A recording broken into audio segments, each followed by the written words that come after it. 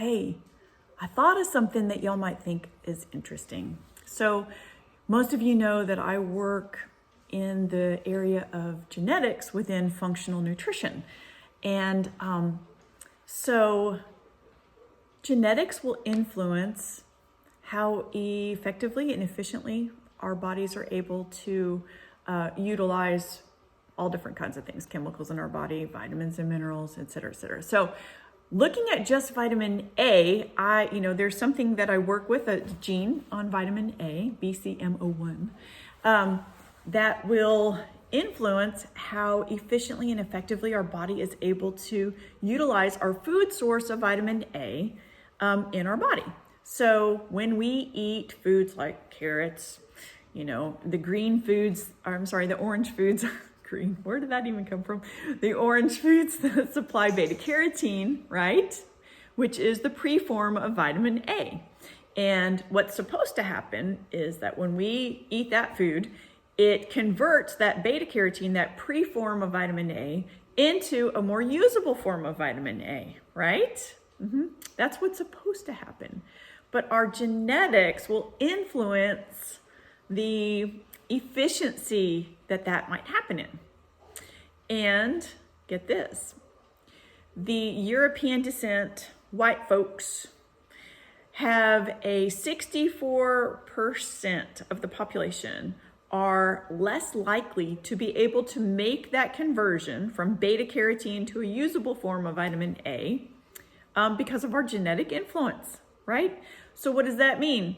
Oh, and let me also say that African descent has a 17% of that population that would not be as good at making that conversion. So they're definitely an ethnic group that is better at that conversion than most white European descent folks are.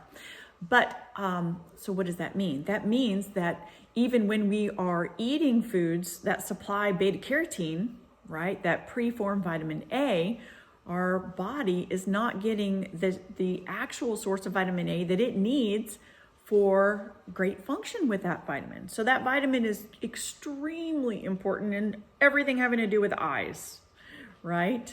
So we need that vitamin A.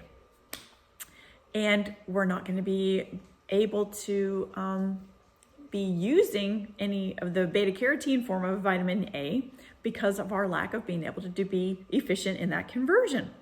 So what do? So we can get a different form of the vitamin A that we don't have to convert from our foods. So what does that look like? What foods will supply that vitamin A that we don't have to convert?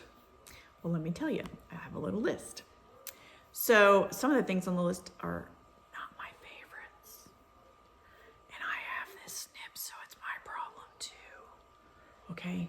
So, but I'm going to read the list to you anyway. Beef liver, lamb liver, liver sausage, cod liver oil, king mackerel, that's something I might eat. Salmon, there we go, there's one. Tuna, I eat tuna, I eat salmon, right? Goat cheese and butter, Limburger cheese, cheddar cheese, camembert cheese, Roquefort cheese, hard-boiled eggs, yay! So that gives you an idea of where, if you happen to have this SNP, you might have some better sources of vitamin A for better eye function. It's involved in immune system function as well. It's got some other roles in addition to that, but very significantly involved in eye. So in night blindness is associated with low vitamin A status as well. Anyway, I thought you might find that interesting. And so based on your ethnicity, you can get an idea of what the odds are that you may not be making an effective conversion with the beta carotene source of vitamin A that you might be taking in. So I thought you might find that interesting. I sure do. And thought I'd share that with y'all. Okay. Keep some questions coming, shoot them my way. Let me know what you want to know a little more about. All right. Y'all stay well.